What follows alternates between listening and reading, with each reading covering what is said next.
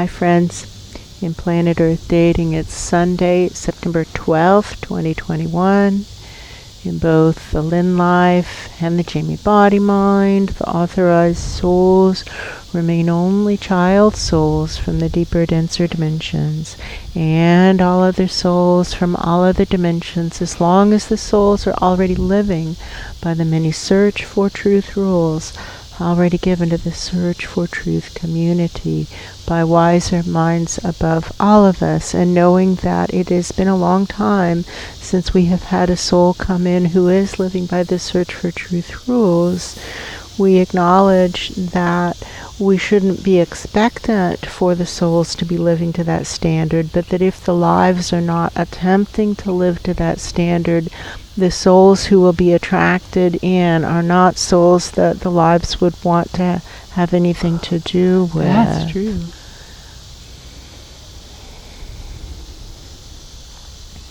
Part of the assignment of these host lives is to make these filmed records of various interdimensional interactions, and we remind everyone that this is channeling angels and godly presences who are in some way affiliated with or interested in planet Earth.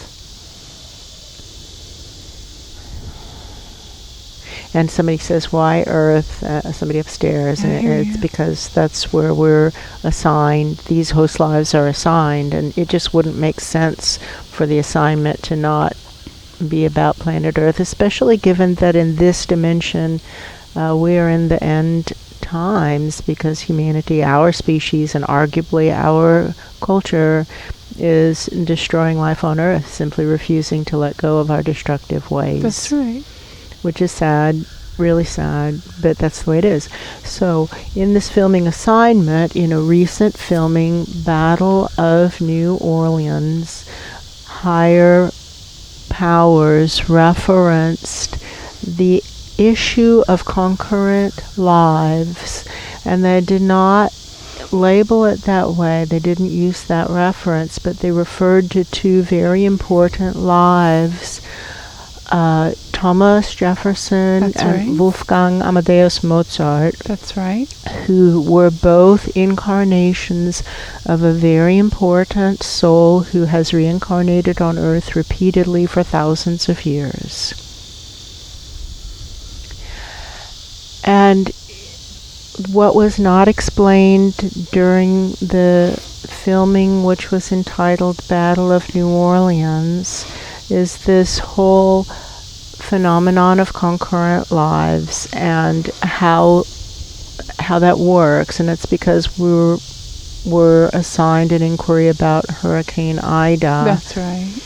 But that inquiry, the way it was presented by wiser minds above, leads directly to this inquiry. And we have somebody upstairs who feels kind of professorial, like they're going to explain this complexity. And they're talking about how they used to talk about it as a powerful choice for powerful souls. When an important soul is coming into Earth with an important assignment, we all come in with assignments, a soul plan, contracts, things we're supposed to accomplish during our tenure in this dimension planet called Pack. So when powerful souls are coming in, they're aware of the phenomenon of recalcitrant lives. That's and right. Lives who just want to argue, and lives who are lazy, and lives who say, you do it, like armless wonders, and they don't try anything. And so they never just come in with one life. I'm being corrected. It's extremely rare for them to come in with just one life. And on average, they come in with 6 lives. That's on average. And they're supposed to see which life is easier to work with, who will simply just do as they're told, who is ready, willing, and able to do the job. That's right. And the soul has an assignment, and presumably that assignment is the same for all 6 on average lives. but the details might vary. And they use this example of Thomas Jefferson and Wolfgang Mozart. And Wolfgang was born a little bit after Jefferson and died much earlier. He had a much shorter life. And we think that this is the point that we humans might want to take away from this. This is the takeaway point, is that when the soul decides that you are no longer their best bet, it doesn't go well for the life. No. The life is unpleasant and short. And they're talking about an episode that was filmed early on in 2014. Maybe it's called Choose the Puppy, or it refers to choosing the puppy. Pick the puppy, something like that. And it was a similar phenomenon where it was a powerful soul who had an average of 6 lives. We don't recall exactly what the number was. They say that's not important. The important thing is the soul contract, the 6 lives. But somebody else is saying that that soul did have 6 lives, exactly 6 lives. Yeah. And so the soul was picking. It was choice day in that filmed episode, which was a healing session for a subject, a third-party subject. And it was choice day, and the soul in that situation picked another puppy, which is sad. And we were working with the host life in the hopes that that host life, would step up and do what the soul wanted the life to do. So now we go back to the stages turning, go back to Jefferson and Mozart, Mr. Jefferson and Herr Mozart. And because really, we should be respectful of those two individuals, don't you think? I think so. So Mr. Jefferson and Herr Mozart. And they were both well educated, and they were both born into good families. And you'll often see this with the powerful souls as they get their first pick of the lives. And so both of those lives were assigned to this one powerful soul, and he was going back and forth. And you can see how the Thomas Jefferson host life had more stability than the Mozart host life. Yeah, well said. And that life occurs at the intersection of the genetic stream and the soul stream. And so it was the same soul stream coming in to both lives, but different genetic streams. And that's right. Herr Mozart was very receptive, had the artist's receptivity to above, and so when the soul would be there, it would be this beautiful expression of spirit. And when the soul would leave, the life would probably fall apart is how it would work.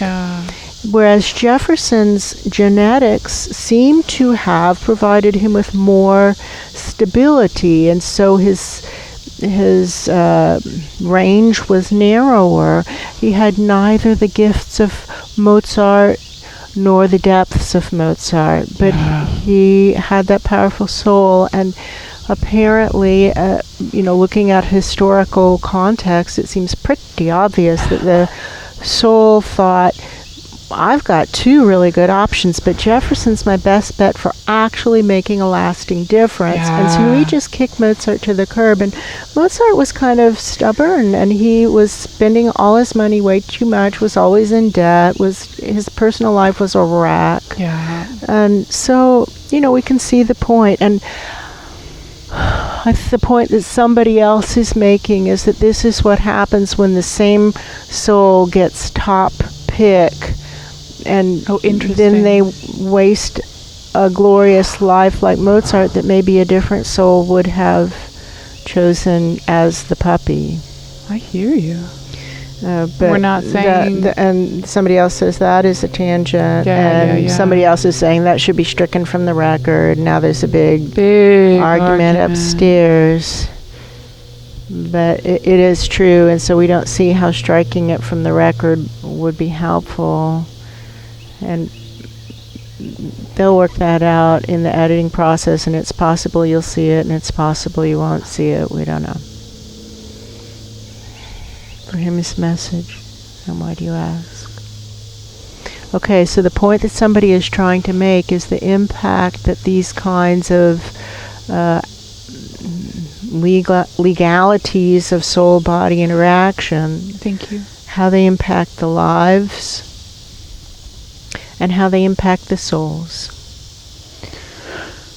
And somebody is saying, now listen, it's important, and they're talking to humanity right now. They're saying it's important to get the takeaway of how does this change our own decision making, us as humans, and to remember to be more pleasant for the souls to work with, and just try to find the highest vibration voice in any moment, in every moment, any and every moment, and just do what they're saying to do. And unless it's an issue of safety, to just do it and shut up, and your stupid opinions don't matter any more than our stupid opinions matter. Just shut up and do what the soul is telling you to do, unless it's an issue of safety, in which case it is our right and responsibility to say, I can't do that, that's not safe.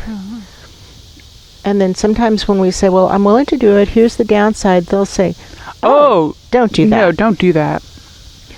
But to be willing and to not argue with them. You can say, well, here's the downside. And we've certainly had many of these situations. Like, we could take the Wubby filmings, for example. Oh, yeah. Because we had said, that does not sound like a good idea. It sounds like a terrible idea.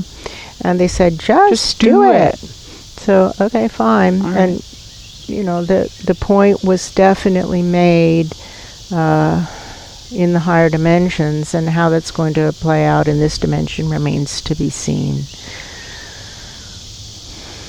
For him, his message. Why do you ask? So the lesson for humanity is to just do what the souls say to do, and don't be the armless wonder saying, I can't solve my own problems or the problems of my assignment. It's too big, I can't possibly. And usually they say, well, what have you tried? And often the embarrassing truth is we've not tried anything. We've just come to them to announce that can't possibly work. That was my whole response. Right, so those are called armless wonder responses. I can't do anything, like we're thalidomide babies or something, right? So to try to just start somewhere, do something. And often when we just start somewhere and do something, we discover that we can accomplish the goal the way they said to accomplish it. And all that was needed was willingness and effort, and overextended periods of time. Effort over extended periods of time. Like, it isn't going to happen instantly. Only in fantasies does that happen. So to expect things to take a reasonable amount of time and an awful lot of work, and to not be selfish, and to not be stingy, and to not hurry, and to be kind to those you see in trouble, to those of our own species and those of other species also. When we see them in trouble, to try to help and to be kind, and to remember that when we ourselves are in those dire straits, that isn't that how we would want to be treated? And presumably the answer for all of us is yes, we would want to be treated with kindness.